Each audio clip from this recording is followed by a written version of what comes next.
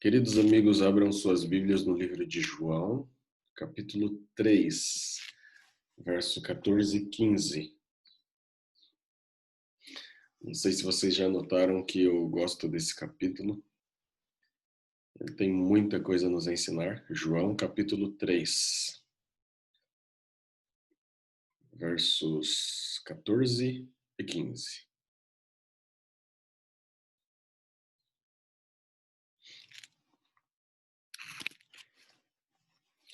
Título de hoje: Complicações de parto. Ontem um irmãozinho comentou que no grupo ali da igreja que eu já tô ficando meio sem ideias para as poses da capa ali no YouTube, né? E quando eu organizei esse título aí, agora sim, eu não tenho a mínima ideia de qual vai ser a pose para capa. Mas vamos pensar em alguma coisa aí. João capítulo 3, versos 14 e 15 fala assim. Lembrando que o contexto aqui é de Nicodemos, aquela conversa que ele estava tendo com Jesus ali de noite.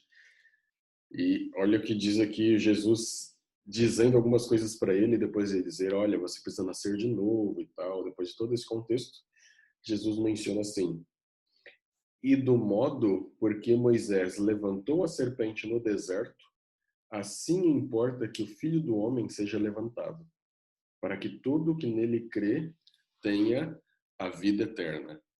Então Jesus ele traz essa lembrança para Nicodemos.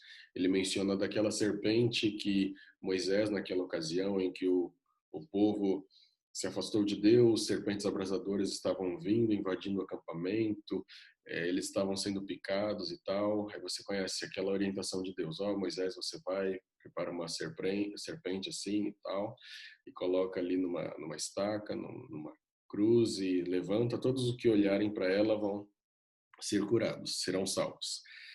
E aí Jesus ele evoca essa imagem e diz, olha, a semelhança daquela serpente, o Filho do Homem, então, há de ser também levantado.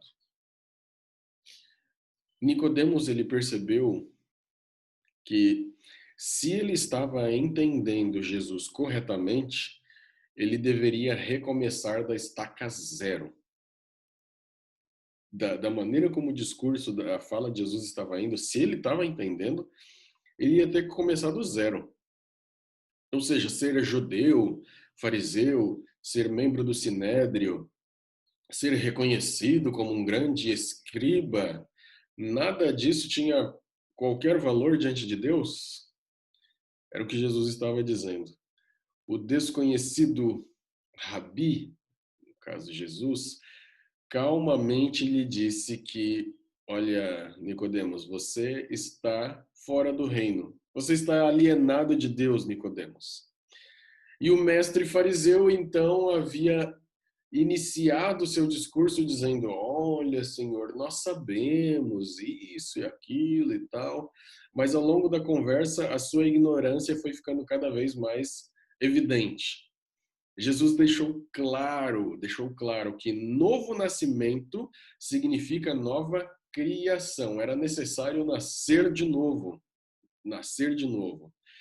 Jesus deixou claro, então, que novo nascimento significa nova criação. Como seres humanos, depois da queda, nós não nascemos totalmente vivos. É o que Jesus estava dizendo para Nicodemos. Nicodemos, ó, depois da queda lá atrás da humanidade, como seres humanos, nós não nascemos totalmente vivos. A dimensão espiritual que morreu lá no Éden, essa dimensão precisa ser recriada, Nicodemos. A carne transmite apenas a fraqueza da condição humana. Era o que Jesus estava transmitindo para Nicodemos.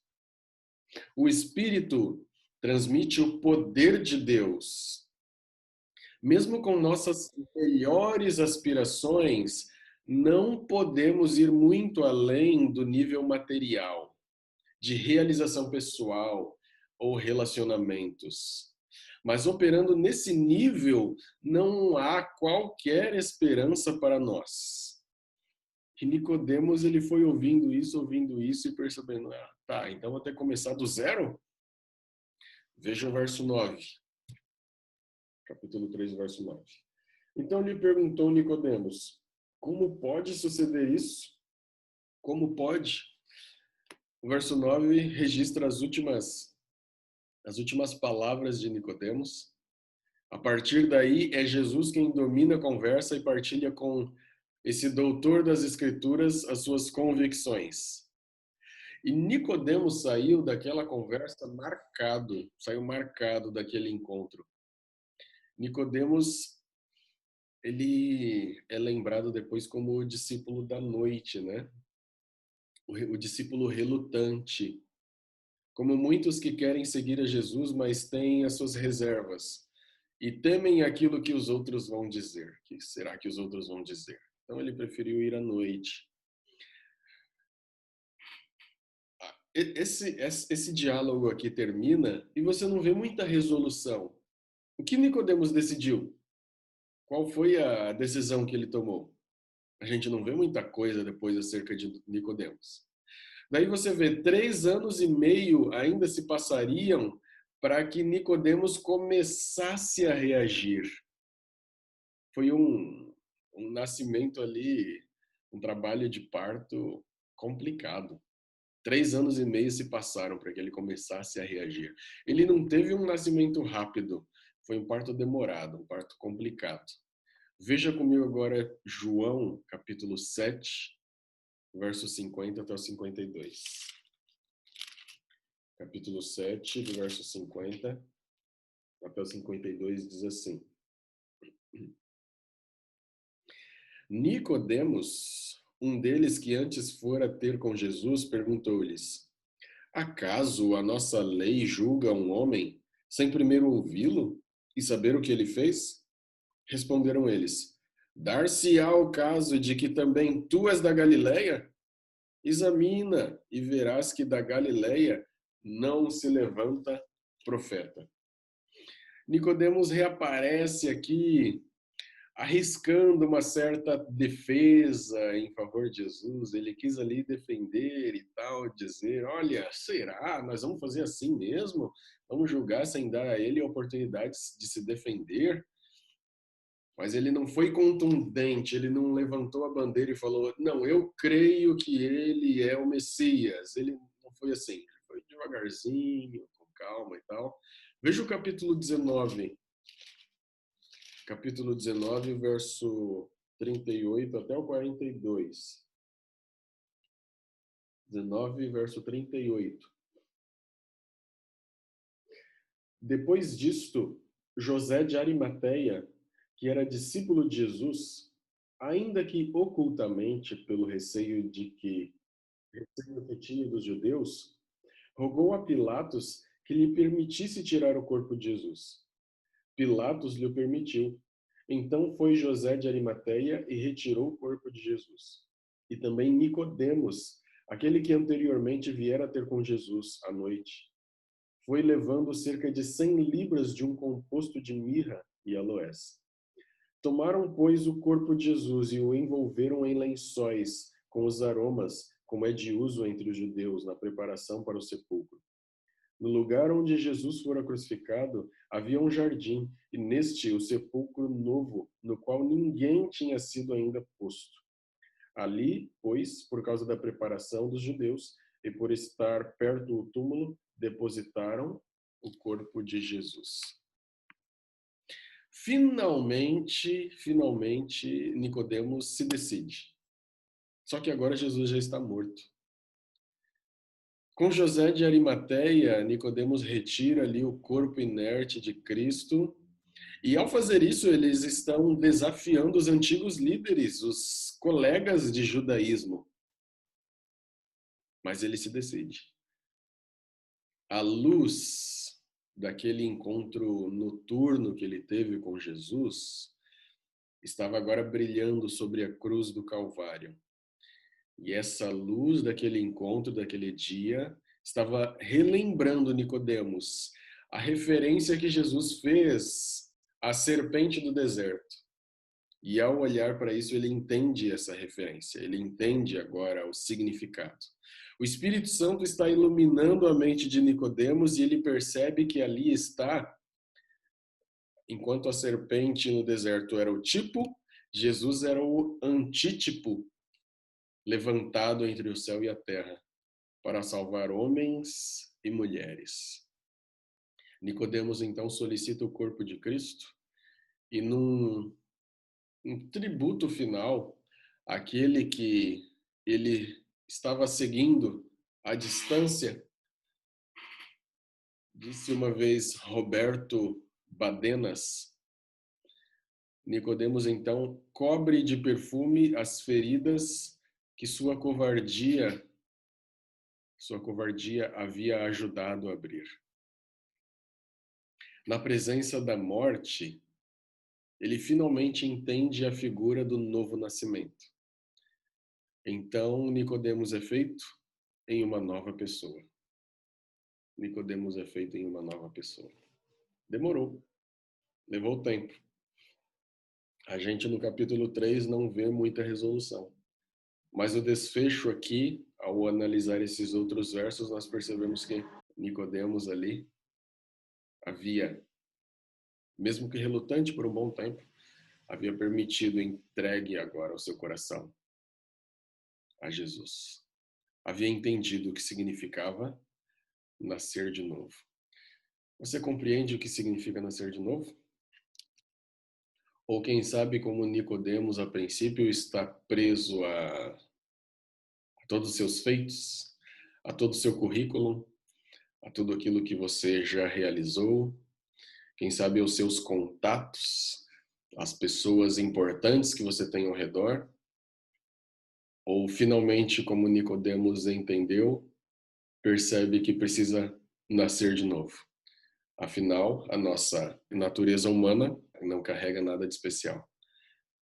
Cabe a nós apenas nascer de novo, do zero, e permitir que Deus faça a total diferença.